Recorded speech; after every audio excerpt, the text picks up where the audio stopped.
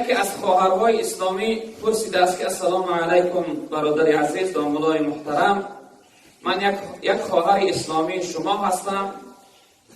آیا دوزندگی درست است؟ بعضی ها میگویند که درست نیست.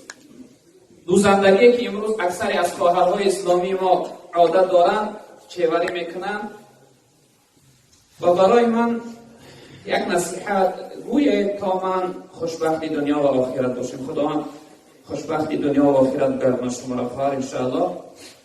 اکنون درباره این دوزندگی که امروز یعنی بعضی از خواهرهای ما، بعضی از زنهای ما عادت دارند که با خود دوزندگی میکنند.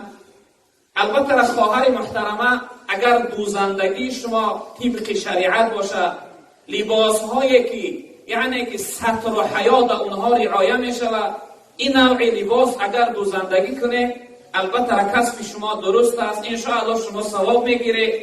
اگر چی با مزد و با پولم اگر دوزندگی کنه، وقتی که یعنی پیشهای بر برهنه نباشن، آستین کلکه نباشه، لباس ها باریک و یعنی چقدر عریان نباشن، اگر یعنی این سطرهای شرعی که پیشهای بر محکم چقدر بالا باشن، یعنی این گریبان های کرده آستین کلکه نباشن، باریک نباشن، این نوع اگر لباس اسلامی شما دوزندگی کنه، انشاءالله براتون درست است. اما اگر شما لباس هایی که امروز این خواهرهای اسلامی ما میپوشن که والله قسم پوشیدنشون حرام است، دوختنشون هم حرام است، که پیشهای بر برهنه هستن، حتی بعضی هاشون یعنی اون سینه هاشون نمایان میشود، یا اینکه آستین کلکه هستن، یا اینکه چقدر باریک هستن که در بدن چسبیده، عضو بدن اونها نمایان است.